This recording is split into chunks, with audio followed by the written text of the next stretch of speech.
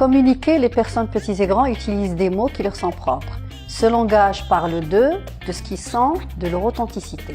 Bref, ils donnent en partie le bilan de leur personnalité, d'où son importance.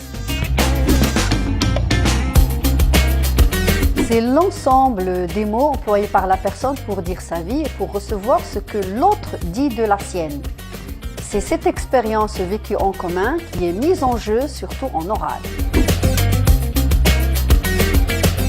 Il permet d'accéder à la pensée, c'est-à-dire de s'exprimer avec fluidité. L'être humain tire sa stabilité de ce dégagement du mot à partir de ses expériences, de ses émotions, de son ressenti, de ce qu'il projette de faire, de ce qu'il dit aux autres, de ce que les autres lui disent, etc. Bref, ne peut être équilibré celui qui tait en lui la parole, simple, mais très favorable à l'échange.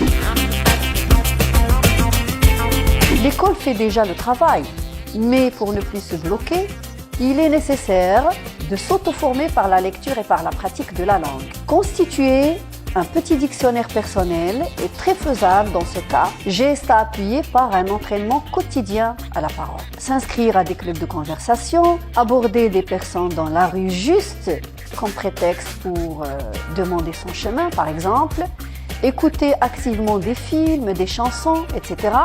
Bref, il est bon de provoquer des situations orales ordinaires avant d'accéder à d'autres formelles.